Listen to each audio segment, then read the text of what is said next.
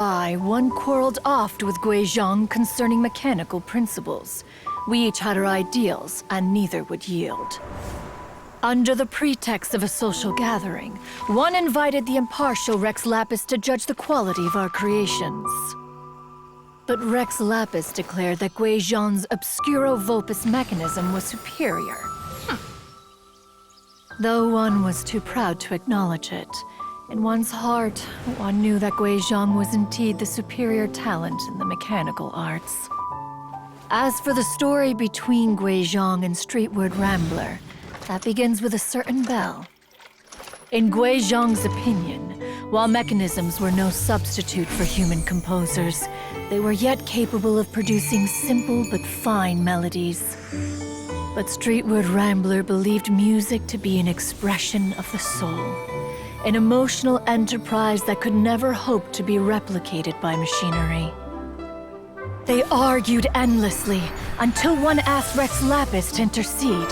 He confiscated the bell and designated it for ceremonial use. Thereafter, one would often find them convening in the mountains, discussing music, mechanics, and all the affairs of the mortal world.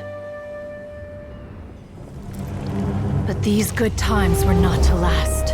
War broke out between the gods, and soon engulfed the Guili Plains. Guizhong was overpowered by the enemy, and fell in battle. When Streetward Rambler and I arrived at the scene at long last, all that remained among the ruins was her lifeless body.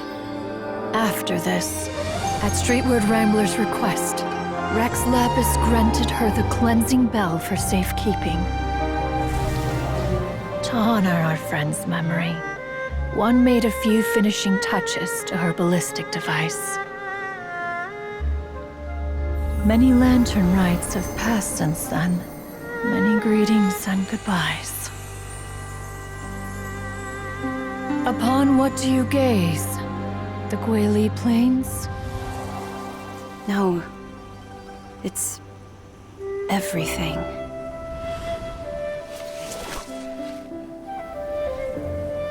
We think of human life as like a lantern that's lit one minute and extinguished the next. But are we Adepti so different? Perhaps as dust settles after a storm, we too must one day return to the world below.